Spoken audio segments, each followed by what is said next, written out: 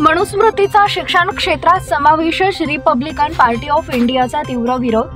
महाराष्ट्रात शालेय अभ्यासक्रमात मनुस्मृतीचा अभ्यास शाळकरी विद्यार्थ्यांना देण्याचा घाट शैक्षणिक संशोधन आणि शिक्षण परिषदेने जाहीर केलेल्या आराखड्यात सूचना देण्यात आली असून त्याचप्रमाणे मुले आणि भाववृत्ती या घटकाची ओळख करून देण्यासाठी मनुस्मृतीतील श्लोकांचा वापर करण्यात आला असून ही एक प्रकारे बाल विद्यार्थ्यांच्या मनावर जातीवादीची विष पेरणे, समाजामध्ये तेढ निर्माण करणे अशा या शासनाचा म्हणजे घेतलेल्या निर्णयाचा रिपब्लिकन पार्टी ऑफ इंडियाच्या वतीने तीव्र निषेध व्यक्त करत असून हा शासनाने निर्णय रद्द न केल्यास महाराष्ट्रातून रिपब्लिकन पार्टी ऑफ इंडिया तीव्र आंदोलन करणार असून त्यासोबतच या प्रश्नांमध्ये जर बीजेपी आणि आरएसएस मोठ्या प्रमाणात दखल घेत असेल तर त्यांच्याशी दोन हात तयारी करण्याची आमची तयारी असल्याचं निवेदन रिपब्लिकन पार्टी ऑफ इंडियाच्या वतीने जिल्हाधिकारी कुमार आशीर्वाद यांना दिलेल्या निवेदनामध्ये म्हटलेलं आहे।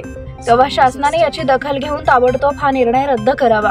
खरं तर डॉक्टर बाबासाहेब आंबेडकरांनी ज्या दिवशी मनुस्मृती दहन केलं त्याच दिवशी मनुस्मृतीचा विषय संपलेला आहे। तरी सुद्धा या देशामध्ये आरएसएस सारखे माणसं जातीमध्ये तेढ निर्माण करून आपली पोळी भाजण्याचा प्रयत्न करत आहेत। तेव्हा हा डाव हाणून पाडण्यासाठी राज्यातील तमाम आंबेडकर प्रेमी जनता, महिला तसेच पुरोगामी विचारसरणीच्या लोकांनी या घटनेला विरोध करावा, अन्यथा मनुस्मृतीचे हे भूत आपल्या मानगुटीवर बसवल्याशिवाय हे लोक बसणार नाहीत।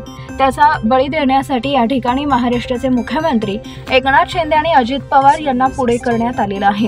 तेव्हा या दोघांनी सुद्धा या छुप्या अजेंडापासून सावध राहावे व देशास 2000 पाठीमागे जाण्यापूर्वी वाचवावा व या ठिकाणी पूर्वगामित्व प्राप्त करण्यासाठी या दोघांनी भाजप आणि आरएसएसच्या कोणत्याही प्रकाराला बळी न जाता न्यायाच्या हक्कासाठी हा निर्णय मागे घेण्यात यावा अशी रिपब्लिकन इंडिया अल्पसंख्याक विभाग सेलच्या वतीने जिल्हाधिकाऱ्यांना निवेदन देण्यात आले आहे।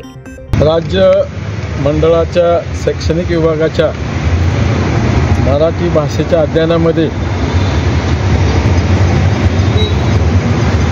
महाराष्ट्र संशोधन केंद्र प्रशिक्षण संस्थेनं या ठिकाणी अहवाल जाहीर केलेला आहे की त्यामध्ये मनुस्मृती आणि भगवद्गीतेमधील काही भाग या ठिकाणी अभ्यासासाठी देण्यात आलेला आहे आणि त्याची माहिती या ठिकाणी या महामंडळ परिषदेने दिलेल्या असताना संपूर्ण महाराष्ट्रामध्ये निषेधाच्या या ठिकाणी बातम्या येत आहेत। त्यासोबतच रिपब्लिकन पार्टी ऑफ इंडियाच्या वतीने आज आम्ही या ठिकाणी तीव्र निषेध करीत असून हा जो घेतलेला महाराष्ट्र शासनाने जो निर्णय घेतलेला आहे मनुस्मृतीतील काही भाग भाषेच्या अध्ययनामध्ये समाविष्ट करण्याचा तो अतिशय निंदाजनक आहे, निषेधार्थ आहे। त्याच्यामुळे पुन्हा एकदा आपण 2-2.5 हजार वर्ष पाठीमागे जाऊ शकतो। कारण का की मुळात डॉक्टर बाबासाहेब आंबेडकरांनी मनुस्मृती का जाळली याचा जर विचार केला तर खरं या ठिकाणी उत्तर आपल्या समोर आहे। आणि म्हणून या ठिकाणी मी तुम्हाला सगळ्यांना आवाहन करतो की आज या महाराष्ट्रामधला जो पुरोगामी विचाराचा माणूस आहे, पुरोगामी विचाराची संघटना, विचाराचे पक्ष असतील त्यांनी या निर्णयाला मोठ्या प्रमाणात विरोध करावा आणि हा जो निर्णय झाला आहे तो निर्णय पाठीमागे घेण्यासाठी सर्वांनी दबाव आणला पाहिजे।